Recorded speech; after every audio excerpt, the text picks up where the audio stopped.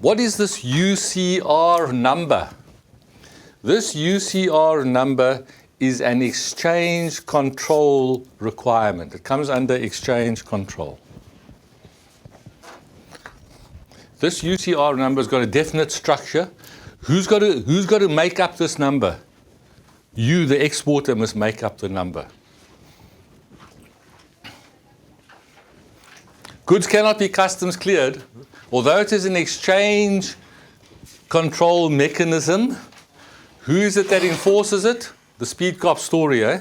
It's customs who enforce it. So goods cannot be customs cleared without a UCR number. UCR, by the way, stands for Unique Consignment Reference. In other words, no two shipments in the world must have the same number. This is a global thing, okay? By the way, grown out of the 9/11 bombings, the US came up with this thing. They want to be able to track every shipment from source to destination, and the only way you can do that is to have a UCR number. Okay, so this is the structure.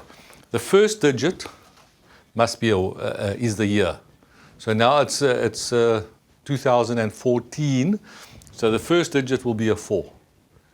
Next year a 5. So every 10 years there's a cycle here. Okay. Next two digits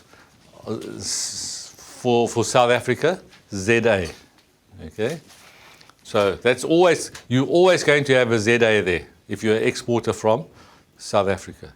Even if you are exporting imported products, which are not of South African origin, the number it still stays ZA because you are a South African exporter. All right. The next 8 digits is your exporter's registration number.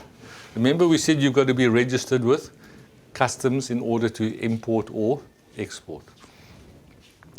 If your registration number is less than 8 digits, then you must put zeros before, not after. If you put zeros after, you could be stealing someone else's number, not so. Using someone else's number. So if it's 6 digits, it's 0, 0, 1, 2, 3, 4, 5, 6. Okay. You don't have to separate them as I've separated them. Yeah, this is just for ease of reference. The number can just be contingent. Okay.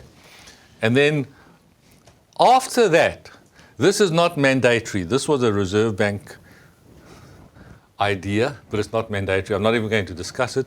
You can now, after that, put whatever. You can put a number, shipment number, for example. Whatever you want to. It's free after that. But that's the statutory part there.